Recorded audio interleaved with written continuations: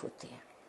और शायद मैं ये बात खुलेआम कहती हूँ कि जो नुकसान नहीं उठा सकता उसे कभी फ़ायदा नहीं होता। हमने बड़े बरसों से, पिछले बहुत सालों से ये साबित करने की कोशिश की है कि एक कागज़ का टुकड़ा, जिसे आप डिग्री कहते हैं, वो ज़्यादा अहम होता है।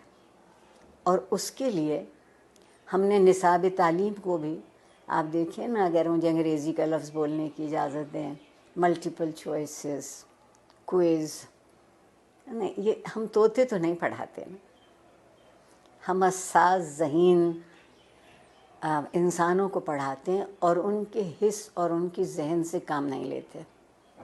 उसकी बुनियादी वजह यह है कि जब मेरी नस्ल, जो तकरीबन क़ब्ल अज़ मसीह से है, वो पढ़ती थी तो तालीम के साथ एक बड़ा ज़रूरी लफ्ज़ जुड़ा हुआ था, वो तरबियत था। अब हमने तालीम के साथ तरबियत को शामिल नहीं किया है। कहीं आप ये दो लफ्ज़ लिखा नहीं देखते। फिर एक और कमाल किया हमारे यहाँ जनरल ज़ियाउल हक़ साहब ने, जिन्हें मैं अपना महबूब भी कहती हूँ, कि उन्होंने हमसे मुकालमा छीन लिया, सवाल करने की इजाज़त नहीं रही। तो जो माशरा सवाल करना भूल जाता है वो जवाब कैसे ढूंढेगा। और डिग्री हमारे हाथ में दी गई कि हम एक अच्छा रोज़गार तलाश करते। मैं कहते कहते मर जाऊंगी कि ज़िंदगी को रोज़गार चाहिए होता है, रोज़गार को ज़िंदगी नहीं चाहिए होती।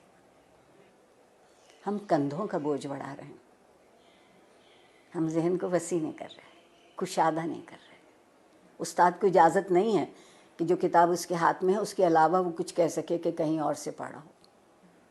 ठीक, फिर जो आपके यहाँ मज़हब की दखल दरअंदाजी हुई, ज़िंदगी के सारे ख्वाब 70 हूरों से मंसूब हो गए, 70 हूरों से मंसूब हो गए। आप कहती हैं कि जुस्तजू की ज़रूरत है, आपके वज़ीर आज़म कहते हैं कि सुकून तो कब्र में मिलेगा। तो जो उस सुकून की तलाश में, वो जुस्तजू क्यों करेगा, बैठे बैठे इंतज़ार करेगा। हमारे यहाँ पैमाने बदलते हैं, हमारे यहाँ मेयार बदलते हैं। और जिस माशरे में इंसाफ नहीं होता, वक्त की मसलिहत होती है। और जिस माशरे में हर कोई रियासत का शहरी नहीं होता और उसके हक बराबर नहीं होते, क्योंकि उसका रंग या उसकी नस्ल